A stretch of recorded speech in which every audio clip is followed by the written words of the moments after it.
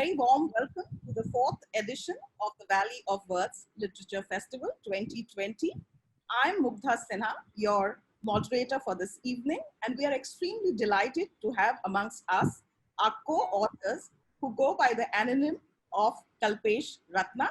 Yes, you heard me right. The doctor duo, prolific authors and also good friends, Dr. Kalpana, Swaminathan, and Dr. Ishrat, Syed. A very, very warm welcome to both of you. Would you like to say a little hi to the audience before we begin? Yes. Thank you, Mugdha, and hello, everyone. Hi to everyone. Good evening, and delighted to be here. Delighted to share our book with you. I know we are in cyberspace and we are zooming, but can you locate Valley of Words geographically for me? That's Dehradun, sir. Okay. That's okay. north of India, Dehradun. It's a hill station which houses the Doon School, the famous Doon School, and the Vellum School for girls. Okay. Yeah. All right. Just for the sake of our audience, we also would like to very, very warmly welcome our very, very discerning audience who have joined us virtually for this session. And just to let the audience know that our co-authors today, through their huge body of work for over the last 17 years, they have in fact written 13 books in 17 years across genres, exploring the interface between science and humanities. And they have a certain penchant, if I'm not wrong, for viruses and plague. And I think it's quite a coincidence that we are doing this session in 2020, which is all about coronavirus. So if we look at their body of work, which spans, as I told you, across genre, they have written 3 books for children. They have written about 7 non-fiction centered around, of course, the virus and also other stuff that they do medically. And also 3 novels, which are all mystery novels. In 2008, they wrote what is called Uncertain Life and Sure Death, Medicine and Mahamari in Maritime Bombay, which was followed in 2010 by the Quarantine Papers. And of course, 10 years back, we would not have understood quarantine, but today I think it's common parlance. Room 000, Narratives of the Bombay Plague, followed in 2015. The Secret Life of Zika virus in 2017. And I'm told their latest book, which came out early this year, based on the coronavirus, is called A Crown of Thorns. So I think there is this certain fascination for the virus and the plagues. We'll definitely ask you why it is. But before we delve deep into the book that we have to converse about today, let us just warm up by asking you, how did this journey of co-authoring so many books happen? How did this literary collaboration come about? And how did you conceive of this literary brainchild of yours called Kalpish Ratna? And how does it work between the two of you writing books together, since Dr. Syed is based out of US and you are here in India? We'd like to know that from you. Well, wherever we may be based, Mugdha, we are Indian at heart. We are Indians always, first and foremost. And basically, we've been friends since the time we met in medical school. And it was almost like a split atom had found its other half. And we are both surgeons, primarily pediatric surgeons. I do general surgery also, and we practice together. So our conversations over the clinic, over an operating table, over travel together to and fro from work, those conversations have finally become the books that we write. And we have always been interested in literature. It has been the beating heart of both of us right from the time we learned to read the written word, I guess. So it is just conversations and arguments and fights which gel into the books. Kalpana will probably have a better take on this. Well, that was a pretty detailed description. I would have simply said, I don't know. So I'm glad you took that question, Ishrat. But as for the name Mugdha, Kalpana and Ishrat, so it's an almost anagram, Kalpish Ratna. We like to kid ourselves by saying that it means the pleasures of the imagination. Because Ishrat means pleasure and Kalpana means imagination. Oh, wow. That's wonderful, So actually. it's a melding of Sanskrit and Farsi. Yes, very interesting. I would never have thought of, how it has welded together so beautifully. I found Synapse, which is the book that we are discussing today, very layered and nuanced at various levels. I see a lot of your medical background gets reflected when you talk at one level of microbiology, neuroscience, and forensic science. Then science becomes translational because you also do a lot of time travel moving between centuries and try and raise societal issues, talk about social reforms, actually hold a mirror. And that is why probably they say that literature is a mirror to society. And that at another level, it also becomes a very nice intermingling of fact, fiction, and mystery, and a very, very intellectual way of writing. What prompted this kind of writing? Did an author influence you in any manner? Was there a template before? Because in all the readings that I have done in my lifetime, which is over 4 decades now, I haven't come across something so beautifully, coming together, entwining, dealing with so many things together. So, do you think you have pioneered a new kind of a genre when you bring about this kind of an intermingling? Well, Thank you for saying that.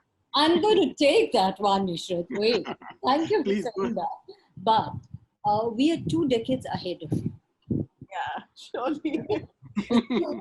It just means that the pile of books we've read is just a little taller Larger than yours. Okay. But I think that all writing, anybody's writing, anywhere, should never be classified by genre. The moment you do that, you limit the writer. You limit the potential of expression. So, when one writes, one can write anything. Depends on what catches your interest right then. Now, the language of medicine is very beautiful and very unique. It's like, when I say language, I don't mean jargon. Jargon is quite a different thing. But when you see the descriptive language of structure or function in medicine, each word has got a story packed inside it. And those stories excite us. So we like to explore them. And also because medicine and disease and humanity is universal, these descriptions, depending on where they arrive and where they come from, they bring idioms from different people, yes, from different languages, from different cultures. And each word, each description becomes a universe, a new universe to explore. So not just language gets solidified and nuanced into something else, into description, so does the universe expand with each word. Mugdha, may I request a small thing here? Since the title of the book, Synapse, needs a little exploration, though we had earlier thought we would read at the end of it.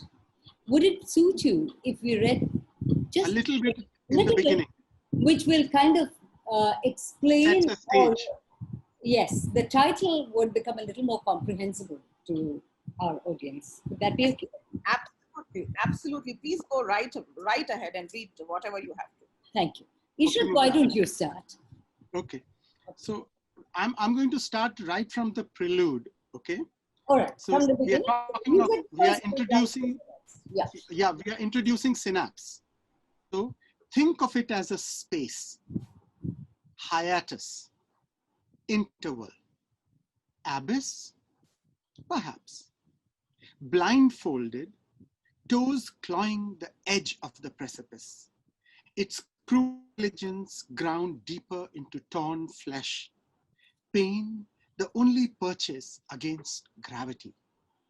Yes, it might be an abyss. Or is it a bridge? A bridge repeated 1 trillion times and jammed skull static, brain stride, thought fall, touch tick, sentience, and the chance flash of sapience, cognition, recognition, syllable, voluble babble, within the crafting of a word, its silence seldom heard, crevice, cleft, speed. Speed. Antelope flashing on Shiva's matted coif, thought escaping the matrix of existence. Faster, much faster than an antelope that lopes along at a mere 60 miles per hour. Synaptic speed is fastest when it is a lightning jab of electricity, a little slower when chemically considered. In the very act of measuring it, we are past it. The synapse has erased itself. It never was. Not space, not speed. Emptiness? A minuscule vacuum between membranes? Not for a moment. The synapse is pulsatile, tidal, respirant, justly, bursting, restoring. Marketplace, exchange, agora. What is the merchandise? Chemicals, toxins, poisons, stuff that could still your heart. Yeah, that's wonderful. Actually, in fact, it's a very, very apt title because it opens a window of curiosity into what lies ahead. And well, medically, while synapse may be the junction between various cells and neurons, you have used this metaphor very, very beautifully. And I hope I'm not suffering from the Stockholm syndrome of having read the book and enjoyed it, but it actually acts as a bridge between time and geographies and a lot of ideas and thoughts. But this is your second, if I'm not wrong, let's say a medical or science-based mystery thriller, where you have introduced two very interesting characters called Ram Ratan and Ratan Oak. I think they also evolved from the Kalpish Ratna. It looks that all of you are a family who's doing, yeah, in a way, and this is what I thought. So Ratan actually also means a gem. So this fascination between straddling between these two characters, which one of which belongs to a different generation and also is related in some way. And they debuted in your first novel, Quarantine Papers, which you wrote in 2010, almost a decade back.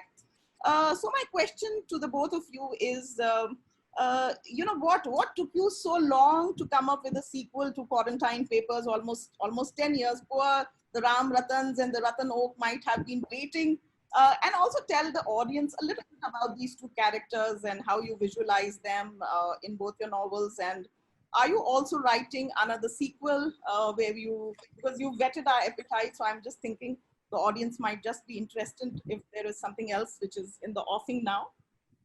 Well, Ratan and Ram Ratan were characters who came to us without any anticipation. They just happened. And Quarantine Papers deals with an issue which was very near to me. So when we were writing Quarantine Papers, the setting for Quarantine Papers is our old college, Brand Medical College. Okay. So it is a very historic place. And it was the place where Hafkin produced the plague vaccine. And it was, in fact, the crucible for a lot of discovery at the beginning of the antibiotic era. So we said we need a detective who is from that era. And we decided to make him a forensic specialist of that time. So he's called Doctor to the Dead. And Ratan, of course, is the modern equivalent.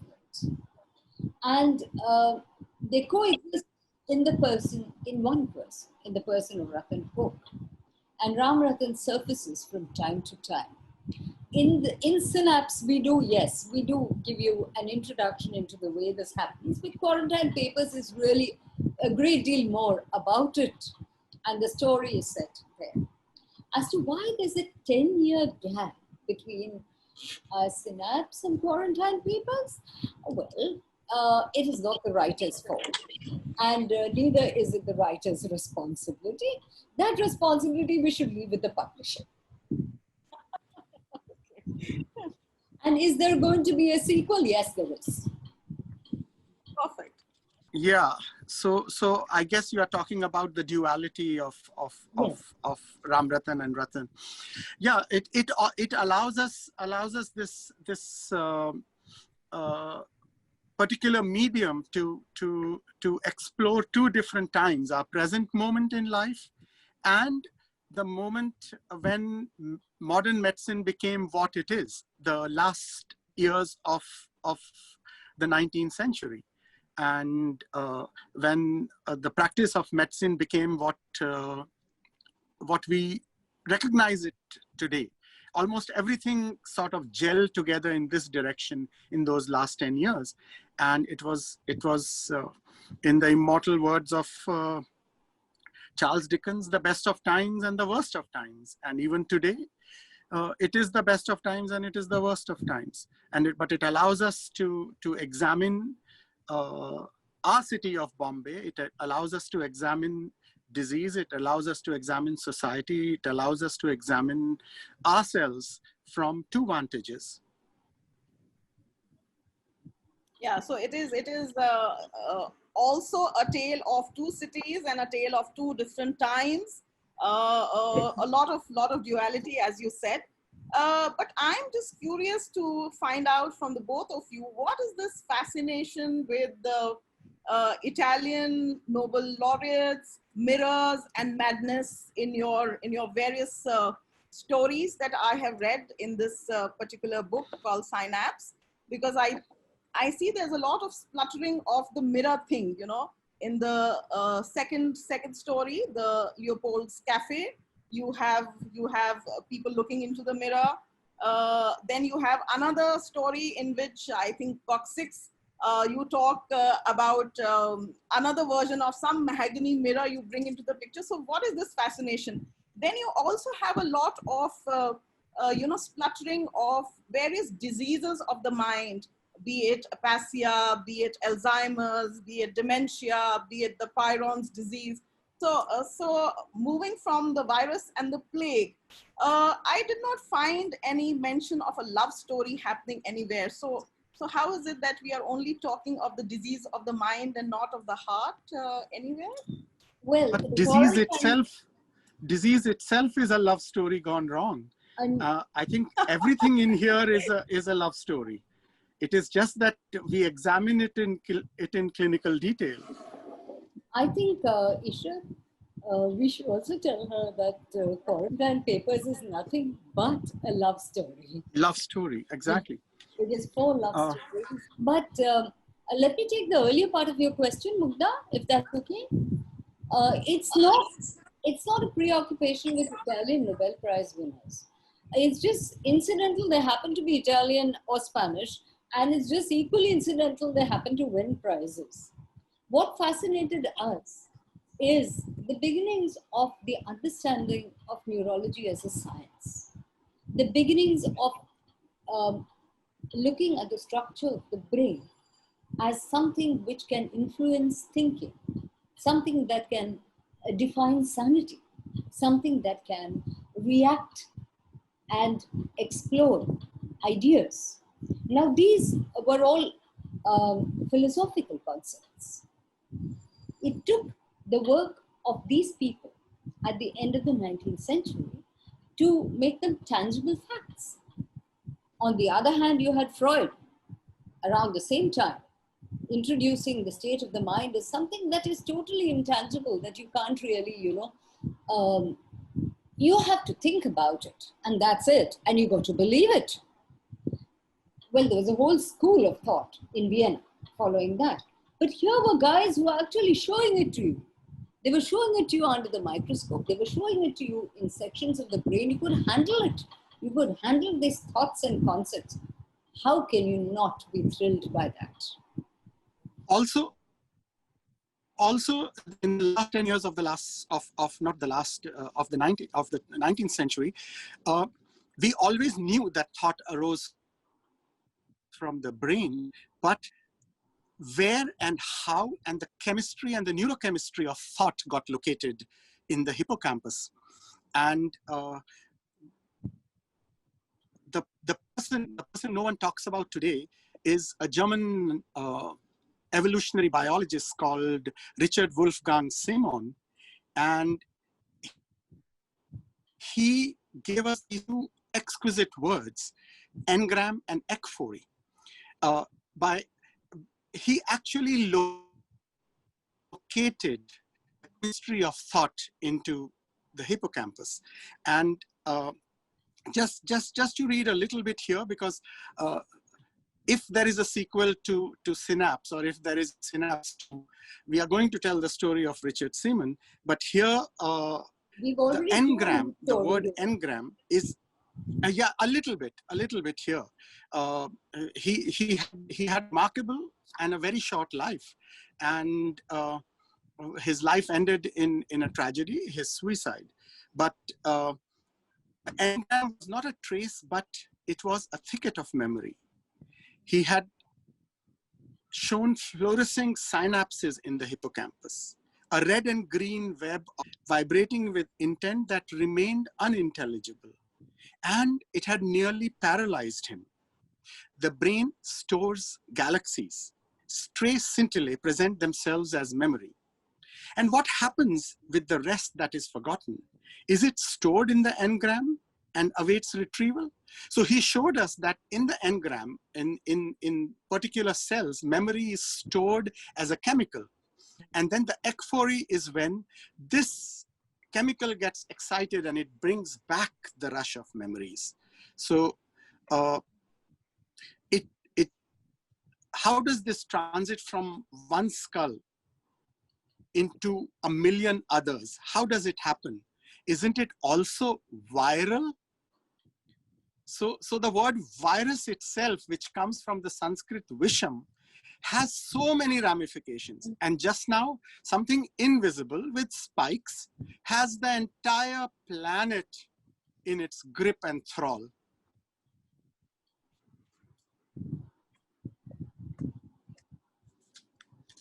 So are you wondering whether we are thoughts awaiting retrieval from the universal synapse at the advent of a newer, more complete intelligence?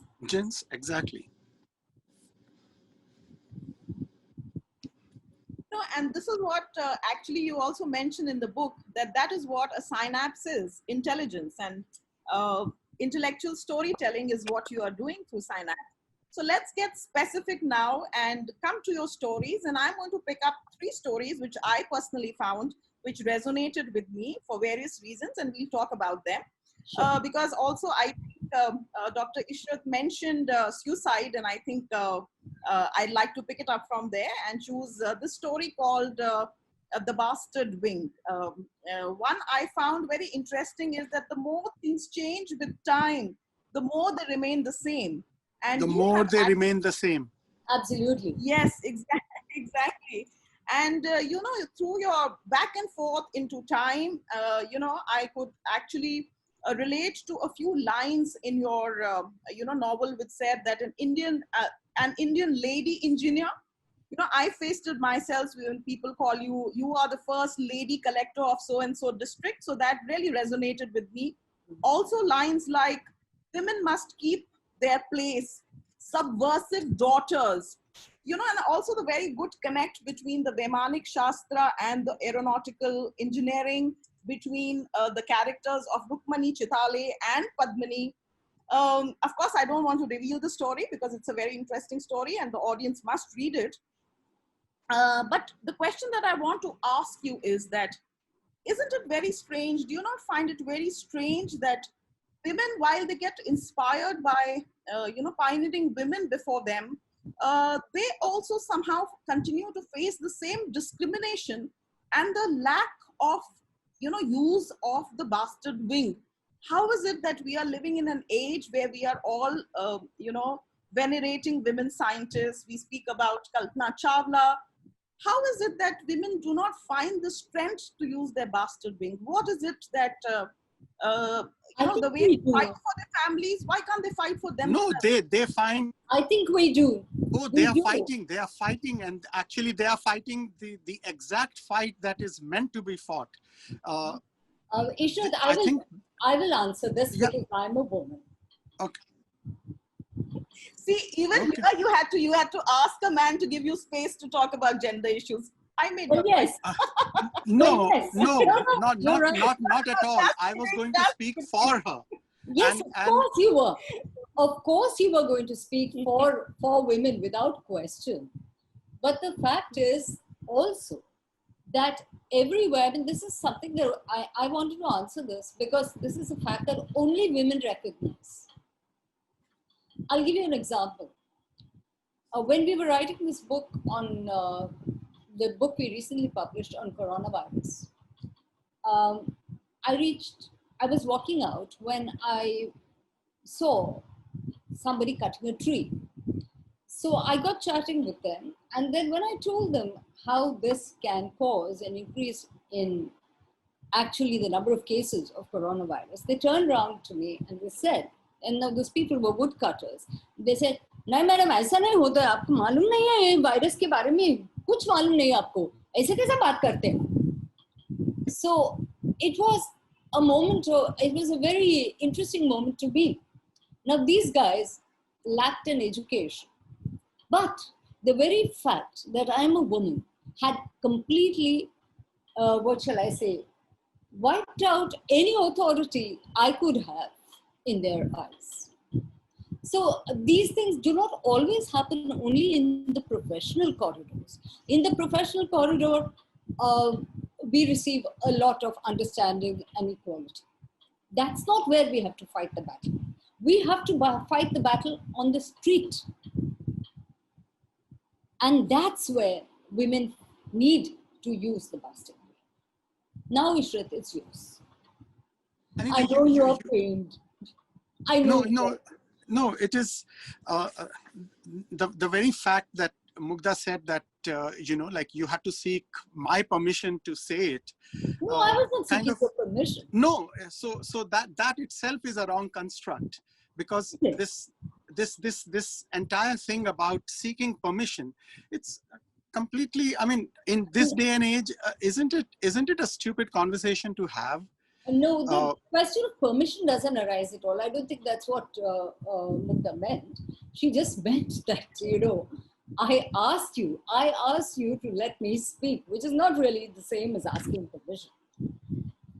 But Ishrat, this is not a question of anything relating to, it's not a question of anything relating to professionalism that women face, which is why I thought that, I should answer this question. Actually, here by looking at flight, we were trying to examine how we limit thought. Yes. Whether it is through the medium of femininity, whether it is through the medium of colonialism, whether it is an ancient construct where someone is hijacking a thought.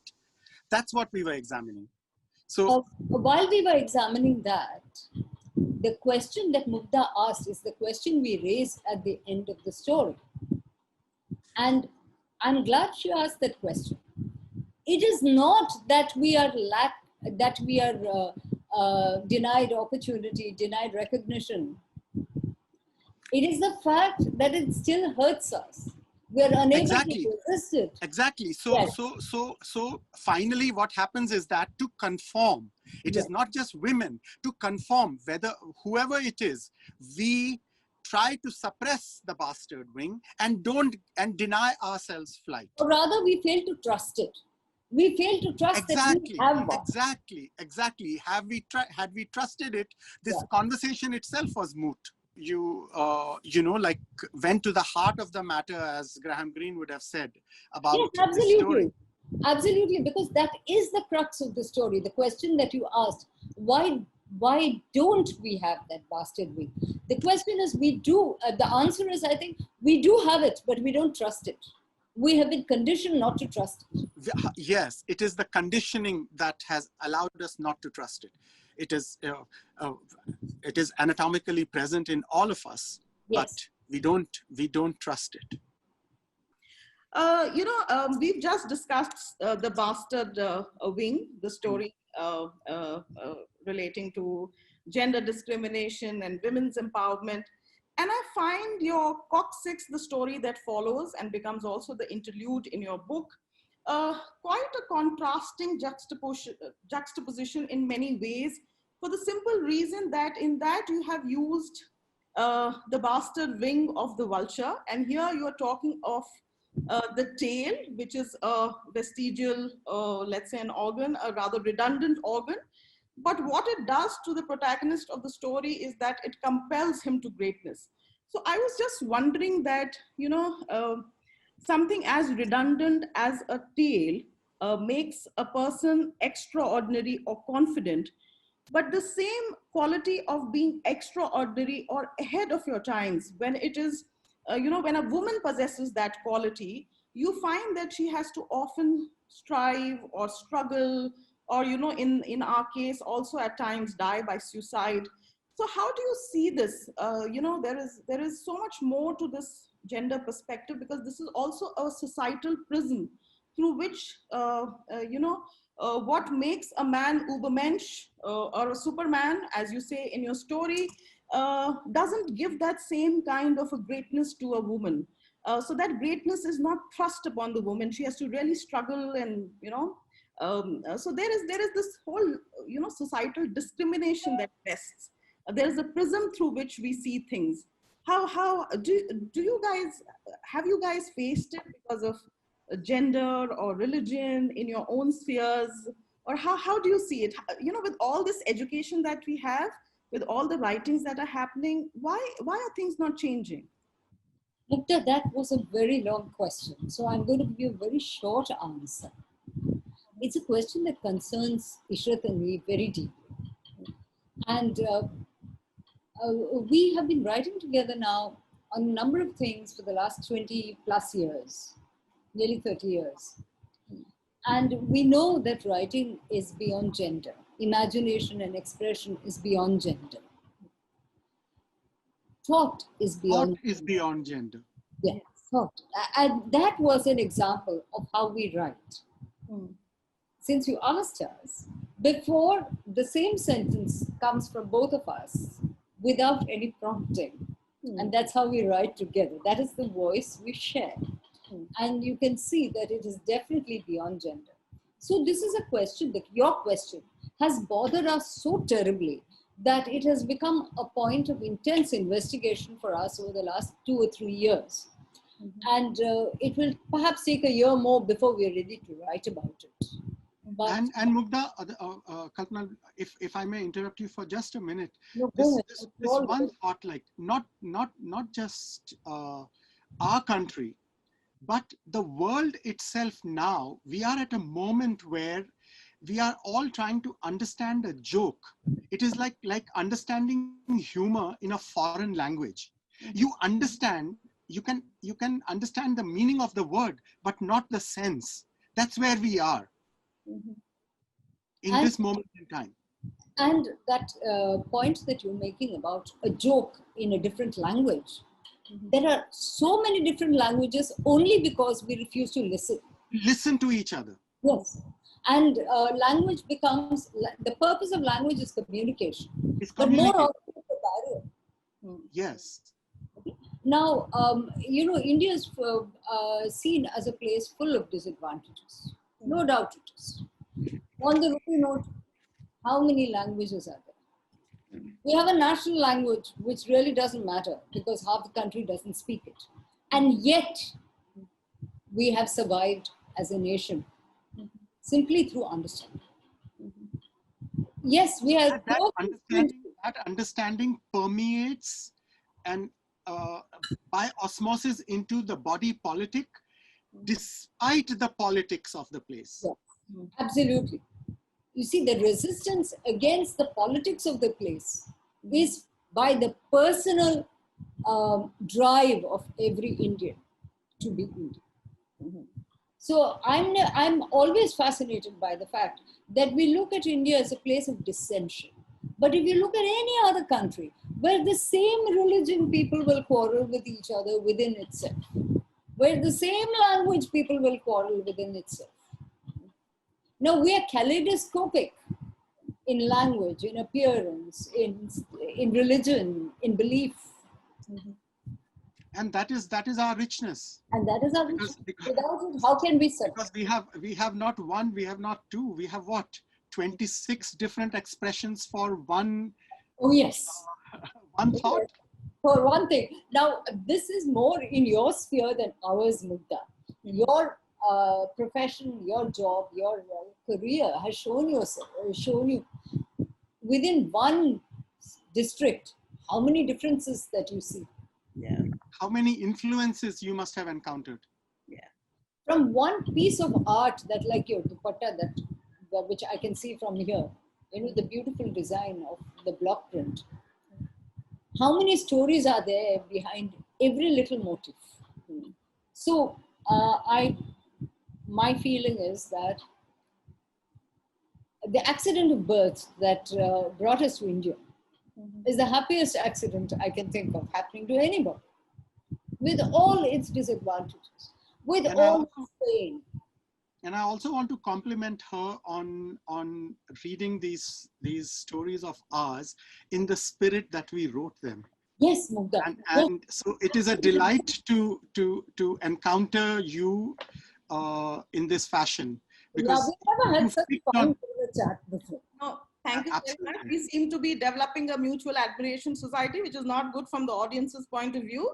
So I'm going to so let's take some questions from them. And take you to Orhan Pamuk, who says in his novel, The Novelist and the Sentimentalist, that, the readers and the authors, what the authors write, not necessarily it's how the readers will read, but we are happy that our various influences have brought about a confluence, which is very, very nice. But, we were talking of, you spoke about rather in your first story that I picked up on gender discrimination. In the second story that we picked up, we spoke a little bit about, how the society sees us, and at times is not able to appreciate the diversity, which is the beauty of our country and also of the universe, because we, after all, are global citizens in many ways. But doctors, in a way can treat the diseases of the mind, which you've mentioned galore in your book. But what do you do with the disease of the mindset? How do you change? And I think that is where your writing will influence, because you come from a very, very evolved space. And I think this is what is exactly required in our times. So let us move on to the other pick that I have, which I seem to have enjoyed, called Summum Bonum, which actually means the ultimate good or goal, or the highest goal in life. And that talks of something that moves from the particular to the very, very universal, and how science was in some point in time during the World War II maybe utilized to justify a whole lot of racial discrimination, or as you've mentioned in your book, racial hygiene, which also I see, in fact, in the age of enlightenment also, people like Voltaire, and you've mentioned in your book, Virginia Woolf, who had this kind of a colonial mindset where they use science to justify the origin of species. Do you think it is happening now also? It happens all the time. It happens all the time. See, whatever tools we have at the time get reflected. That's why the mirror, if you look at the cover of this, it is Yayoi Kusama's The Infinity Mirror. So this mirror gets repeated. We are holding up a mirror to ourselves, and we are holding up a mirror to our time. But whatever digital technology now we have, what is being distilled through it? The same old hate, the same old divisions. So what we do in our own limited, blinkered way is that we use the cutting edge technology of the time to propagate the same old nonsense. Yes, absolutely. We weaponize Yes. every single thing that we meet with, whether it is something as innocent as a flower, botany, or something as dangerous as a virus. Okay, so it depends on your intent. Your intent has got to change. If your intent remains the same, the mindset, as you said, if it remains the same, whether you're talking, if you're talking about racial discrimination, whether you're talking about something like phrenology, where you say that the shape of the skull decides your intellectual capacity, you take it forward and say genetics, oh, I come from this line, so my chromosome shows that I am superior to you. So it is ridiculousness past understanding. And everything gets distilled through the way we comprehend something. Now, if you look at the history of science, one of the shining lights of science, of classification, is Carl Linnaeus, right? But you know, Carl Linnaeus, his commitment was more than to classification, to botany, to science, was to the Christian idea of a static, divinely ordered world. And it led him to dismiss everything else. He dismissed natural migration, and it made him a bigot, and he disavowed shared ancestry.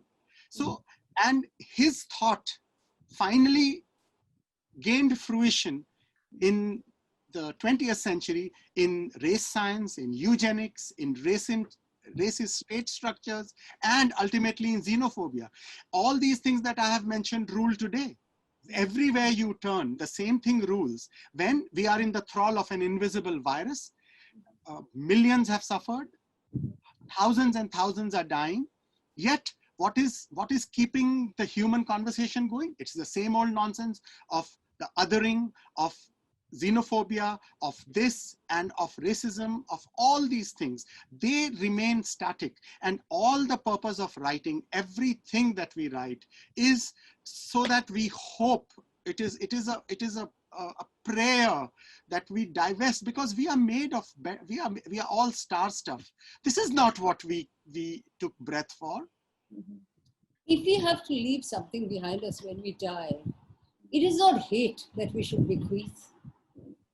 So I feel very strongly, especially if we are both pediatric surgeons, we work with children all our lives, that we are just holding this world in trust for them. And what are we giving them? And we have not been very good caretakers of the environment. Our generation especially, you know, what are we handing over to our children and our grandchildren? No, we hope that our only hope is that children stand up and fight with that bastard wing.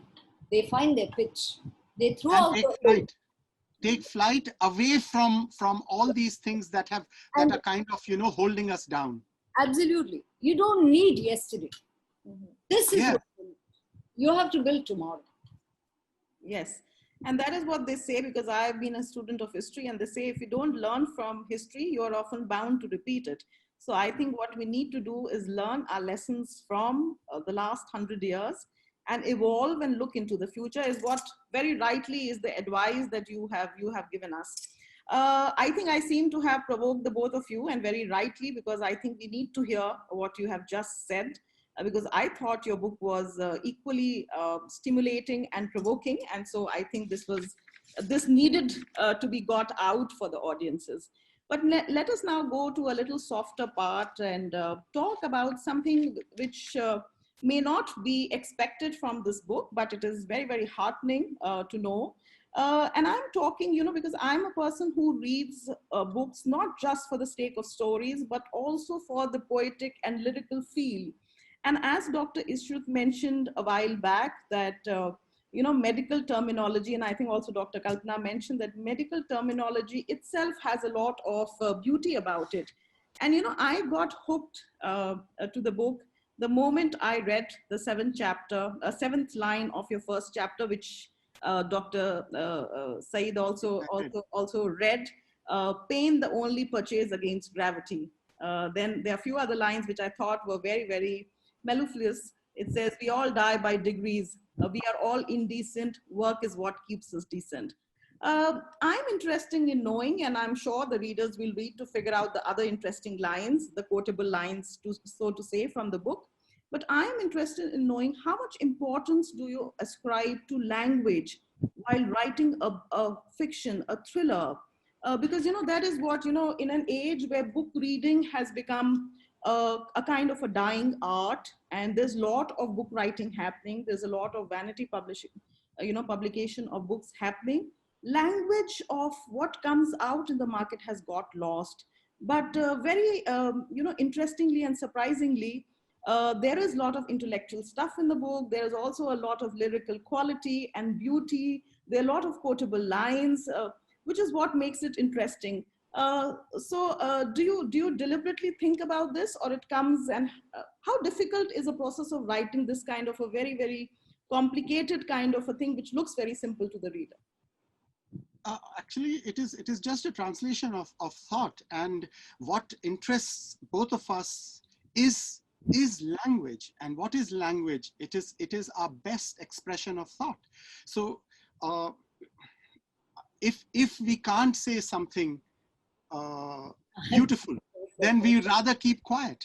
No, I must say something in addition to that now, Mugdha. Between the two of us, that guy is the word nut. There's a word nerd. Okay? So for him, the word is everything. He likes to travel. He's what I call a word wanderer. So he takes a word and he runs with it, and back and forth, he journeys into the word and sees where it comes from and the stories within it. So he has to take the responsibility for that. Thank you. As far as I'm concerned, it is the music of the prose that matters to me. And we whatever we write, we read it to each other aloud. Yes. If there is cadence, it works. If there is no cadence, then we rewrite. Yes. Then we throw it out, however invested we may be in it, because it has to sing. It has to sing. It has to sing. We feel that prose has got a very, very definite cadence of its own, which is quite distinct from poetry. You are a poet yourself, so you know that, which is also very distinct from music. But it has its own tal, it has its own lay. You have to experience the sound of your writing. And the heart of this book, the beating, the pulsing heart of this book is those 4 lines from Centenary. We battled long and awfully to lose the past we loathed. Brides may now burn lawfully, and all our gods are clothed. So that actually encapsulates our moment in time for the subcontinent, and from the subcontinent for the entire world. When we hold a mirror to ourselves, when we think that we are facing divinity, what are we? We are a naked piece of protoplasm, right? And in our nakedness, we give divinity exaltation, but divinity doesn't want anything from us. I know. It wants us to see the divine in ourselves. So that's the infinity mirror. Yeah. Yes, no, interesting actually, because one has to still figure out whether we are a drop in the ocean or we are the entire ocean ourselves in a drop. But now because we are coming to the end of our session, so maybe a quick rapid fire question for the both of you. And so what is your favorite story in this novel? Kalpana, what is yours? And Dr. Ishrat, what is yours? I wouldn't choose between children. For me, they are equally important. Come on. That's a very politically right answer, quite unlike the book. Okay, The Bastard Wing. Okay, what about you, Kalpana? It's the Castle Madness. Okay. Ehrenschloss. Yes. Okay, lovely. So we should look forward to a sequel of this. In fact, I read on the blurb of your quarantine papers that you had proposed to do a sequel, the second sequel to the quarantine papers, and had kind of titled it East of Kailash. So is that happening? It's already done. Oh, the book It is is done. already done. Oh, I did not figure it in the list of No, bibliography. it's not published.